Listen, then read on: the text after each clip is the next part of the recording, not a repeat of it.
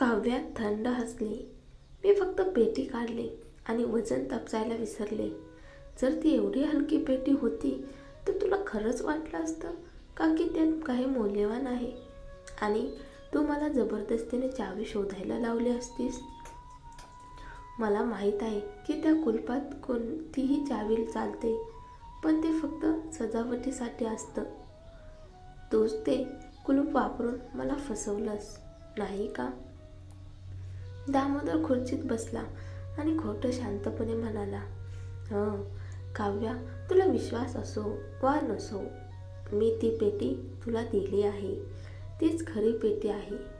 आता तू रुद्रलाही बोलवलीस तरी मी तुला ह्यापेक्षा वेगळी देऊ शकत नाही. तू माझं आयुष्य संपवणार आहेस का? कारण तुला माझ्यावर विश्वास नाही. तू? काव्या रागाने बघत म्हणाली. दामोदर पुढे म्हणाला, तुला काय हवं आहे? मी सांगतो. तू या काही दिवसात मला खूप चिडवलंस. माझं आरोग्य आधीच बिघडलं आहे. जर तू पुन्हा इथे आलीस तर मी पोलीस आणि डॉक्टर दोघांनाही बोलवेन. तू आपल्या वडिलांना संताप देस. सांग बघू, असं केल्यावर रुद्र तुला अजून आवडेल का? काव्य डोळे अरुंद करत त्याच्याकडे कठोर नजरेने पाहत म्हणाली, पहा दामोदर, मी इतक्यात हार मानणार नाही. ती उठून निघून गेली. ती गेल्यावर दामोदरच्या चेहऱ्यावर एक कपटी हसू उमटलं. तो हळू आवाजात म्हणाला, माझ्याशी लढायचा प्रयत्न करतेस? अजून खूप लहान आहेस तू. तेवढ्यात कामिनी बाहेर आली. बाबा, तिला पेटीबद्दल काहीतरी संशय आला आहे. दामोदरला काही आश्चर्य वाटलं नाही. तो हसत म्हणाला, मला माहीत होतं. ती हुशार झाली आहे. तिला आता एवढं तरी कळतं की ती बनावट कुलूप ओळखू शकते. पण एक गोष्ट अजून तिला माहिती नाही. कामिनी पुढे झुकली. काय? आजकालची कुलपं अजून प्रगत झाली आहेत. मी खास करून आत एक चीप बसवली होती. जेव्हा तिने खरी चावी वापरली तेव्हा तिचे दाताचे ठसे त्या चीपवर नोंदले गेले. कामिनी थोडा वेळ थबकली आणि मग म्हणाली, म्हणजे आपण आता त्या ठशावरून चावीची प्रत तयार करू शकतो? हो, मी लगेच ती करून घेतो. दामोदर आत्मविश्वासाने म्हणाला. काही वेळात त्याने बनावट चावी तयार करून घेतली आणि पेटी समोर ठेवली. दोघांच्या डोळ्यात उत्सुकता होती.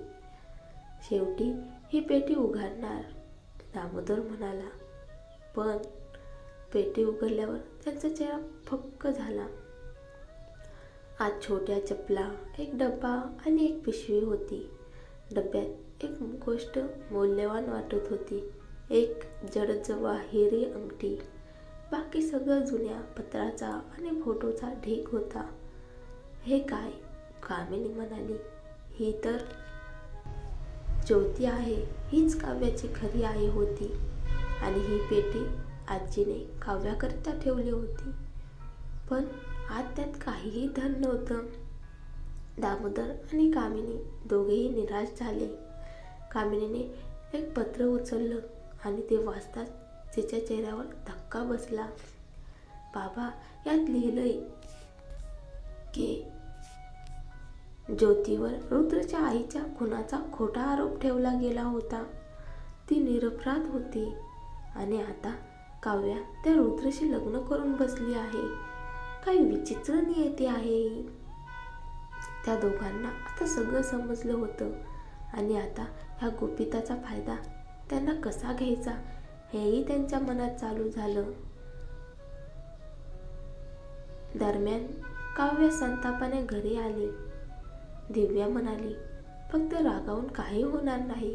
आता पुढे काय करायचं? काव्या फोन काढत म्हणाली, ते लोक मला फसवतील असं त्यांना वाटतं का? ती मनोजला फोन करते. मनोज, तुझ्याकडे काही शस्त्र आहेत का? अगं, काय करतेस तू? फोनवर असं काही बोलू नकोस. तो सावधपणे म्हणाला, मला काही माणसं दे. दामोदरला धडा शिकवायचा आहे. ती ठामपणे म्हणाली. दामोदर दरम्यान मद्यपान करत बसला होता. आपण कितीही दिवस मेहनत केली आणि काय मिळालं फक्त कचरा, तो कुरकुरत म्हणाला. त्याच्याभोवती लोक म्हणाले, अहो, रुद्र तुमचा जावई आहे, मग काय दुःख, त्याच्या यशामुळे तुम्हाला फक्त फायदा होईल. तेवढ्यात काही मुखवटेधारी लोक आत शिरले आणि त्याच्या मित्रांना दाबून ठेवले. काय चाललंय इथे, कोणीतरी किंचाळलं. दामोदर उठला आणि काव्याला पाहून सगळं समजलं. त्याचा चेहरा पांढरा झाला. काय करतेस काव्या, हे लोक कोण, रुद्रची माणसं का? तू वडिलांवर असा अपमान करतेस? तुला वाटतं रुद्रशिवाय माझ्याकडे कोणाची मदत नाही? काव्या शांत पण धारदार आवाजात म्हणाले, दामोदर, तू मला जे देण्याचं वचन दिलं ते दे. मला फसवणं सोपं नाही. दामोदर उर्मटपणे म्हणाला, मी असंच देईन असं तुला वाटतं का? पण पुढच्या क्षणी काही माणसांनी बंदुका बाहेर काढल्या. दामोदर भीतीने थरथरला आणि तिथेच लघवी करून बसला. काव्या, काव्या, असं करू नकोस. तुला जे हवं आहे ते सगळं देतो, फक्त शांत हो, तो म्हणत फोनवर कामिनीला बोलवतो. कामिनी धावत आली आणि काव्या तिच्याच डोळ्यासमोर पेटी उघडते. आत तिला ज्योतीच्या वस्तू दिसतात. काव्या थंडपणे म्हणाली, पुढच्या वेळी माझ्याविरुद्ध काही डाव आखलात तर हे लक्षात ठेवा, मी खेळायला तयार नाही. ती मागे वळली आणि आपल्या माणसासह निघून गेली. दामोदर जमिनीवर कोसळला. कामिनी घाबरलेल्या आवाजात म्हणाली, ती एवढ्या लोकांना कशी ओळखते? मला तर वाटलं आता संपलो, तिच्याकडे बंदूक असणारे माणसं आहेत. दामोदर कुडकुडत म्हणाला. कामिनीने दामोदरला उठवले, पण त्याच्या ओल्या झालेल्या कपड्याकडे पाहून तिला किळस आली. तिच्या मनात विचार आला, हा माणूस काही कामाचा नाही, आता सगळं मला स्वतःच करावं लागेल. घरी पोहोचताच कामिनीने फोन काढला आणि काव्याला कॉल लावला. काव्या, आपल्याला भेटायचं आहे, ती थंड आवाजात म्हणाली.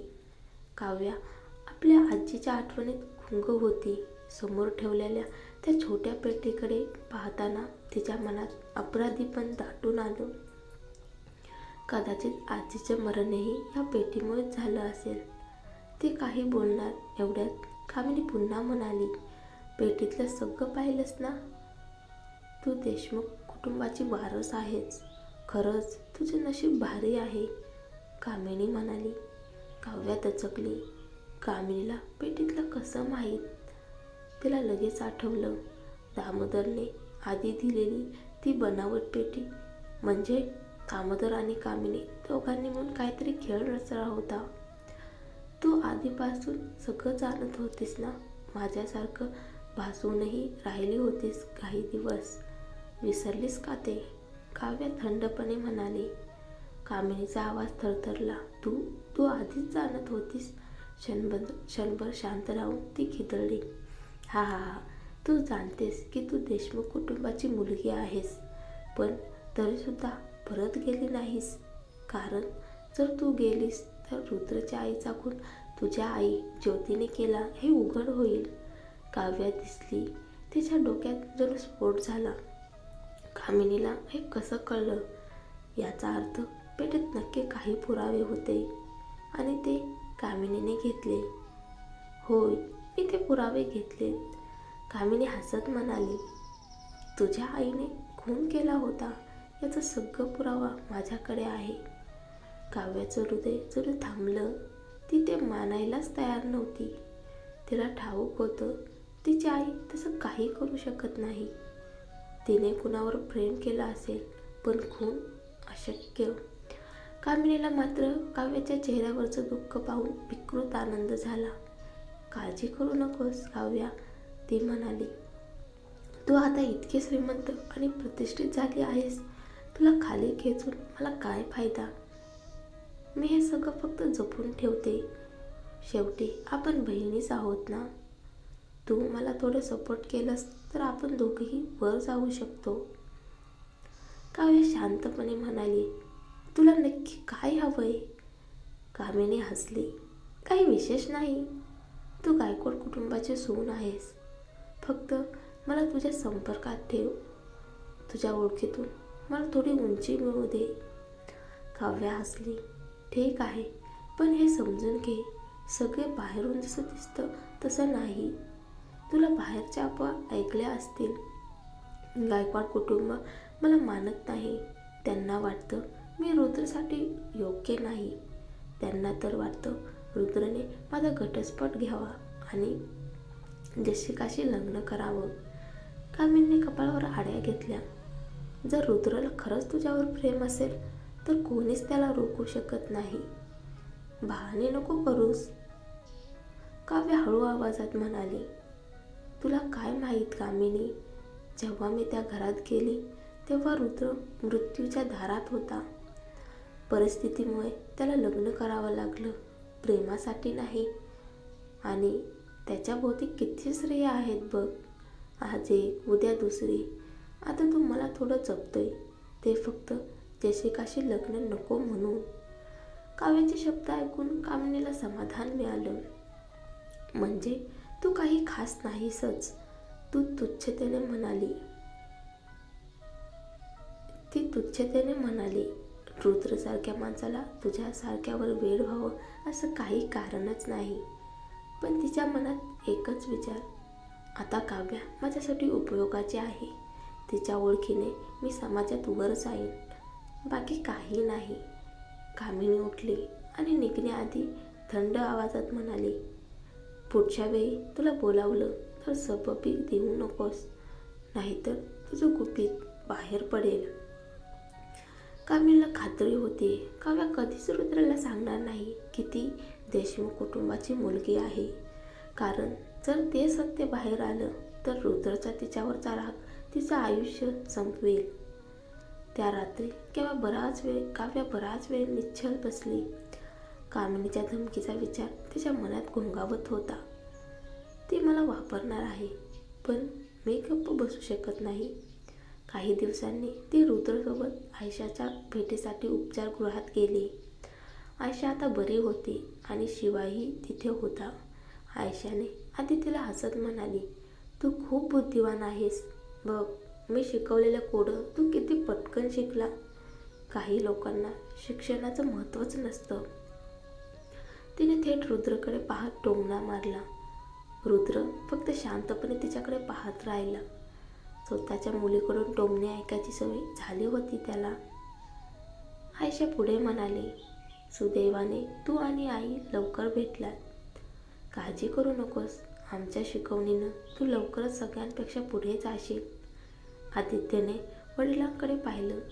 जरी त्याला रुद्र आवडत नव्हता तरी आज तो म्हणाला, हो, माझी आई तर चित्रही काढते. ती खरंच खूपच छान आहे. रुद्रच्या चेहऱ्यावर एक हलकीशी स्मित रेषा उमटली, पण मनात मात्र वादळ उसळत होतं.